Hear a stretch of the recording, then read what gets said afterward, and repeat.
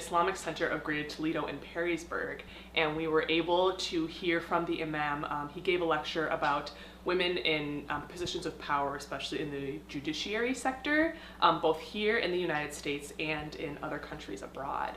And it was very cool because he definitely looked into the different nuances, I guess, and variables that happen when it comes for any person, first of all, to become a judge or a public servant, and then what that means to be then a woman in that country, and what it also means to be Muslim in that community as well. So it was very cool to hear about some of the misconceptions that he helped to straighten out a little bit. I think to continue to have interfaith dialogue and to learn from the Muslim community as far as what are kind of the roadblocks, especially in our own country, as well as countries abroad as well.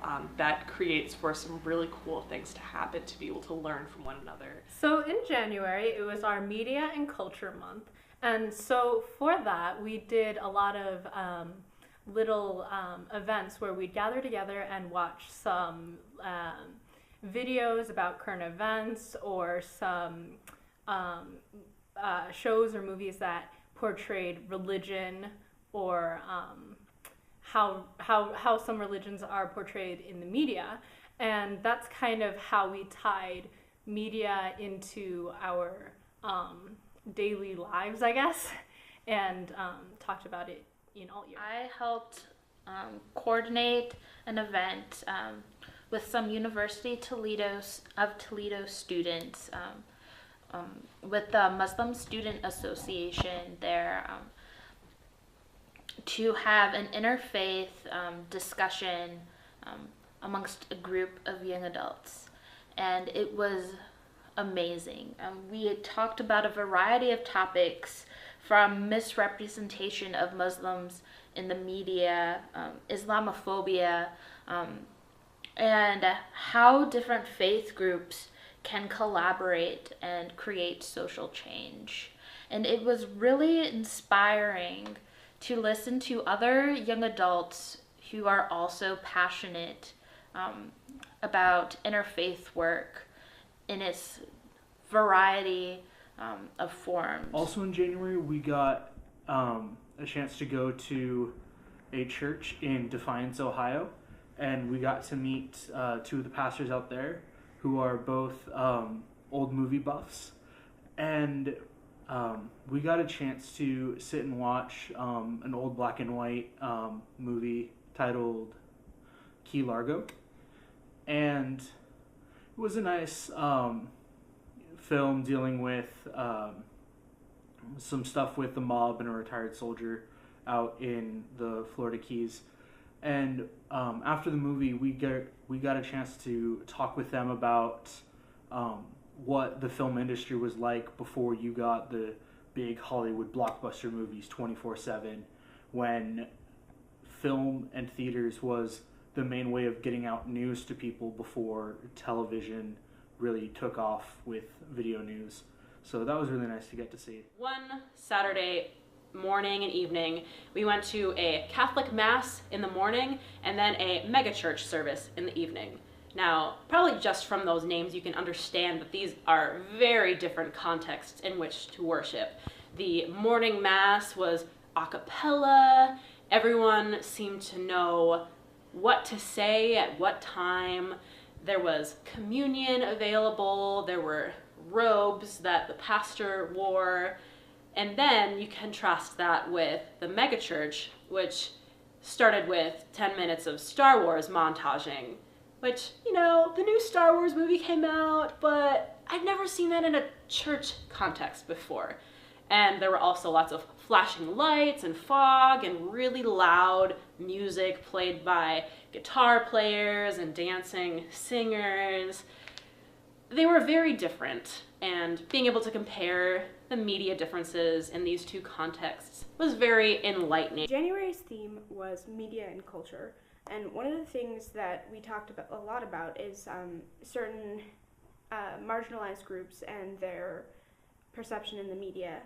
I specifically led a session on the perception of people who live with mental illness, and that's portrayal in the media. And it's a conversation that's really important, and I'm glad that Alt has the space to allows a space to talk about important issues and things that are either misrepresented or need to be represented more.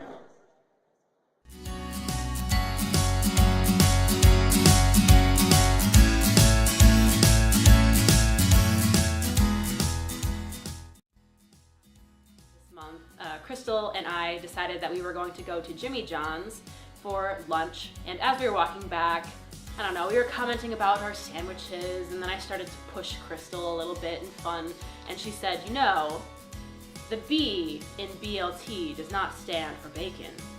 It stands for beating! And she commenced to smack me over the head with her sandwich. I don't think I'm alone when I say that, you know, I've changed a lot just living here in intentional community, and just kind of grown into, I would say, somebody who is a little bit better at listening than who I was before. I started out this program being very interested in sharing my opinions and what I had to say, but the people that I'm with who are certainly better listeners than I am have kind of taught me to look at things from all different perspectives. In January was we went to the Imagination Station, which is kind of like a interactive science museum type thing. And one of the most fun things that we did there together was the human yo-yo. So we get in and you grab onto this bar and then you just pull down as hard as you can, and it works like a yo-yo, so it brings you up and down, and it was just really fun.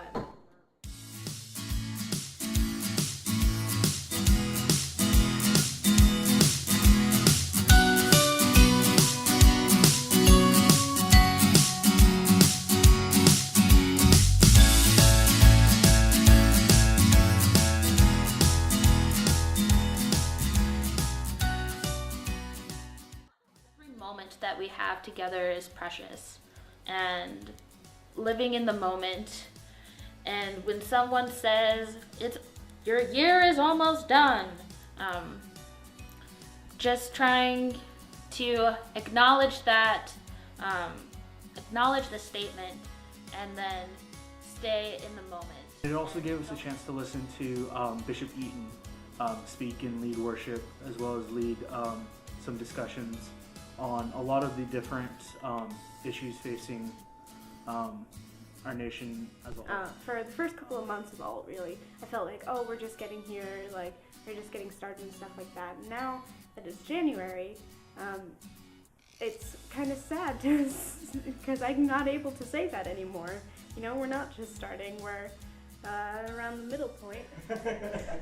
That's good. Just like laugh together. Okay, have like a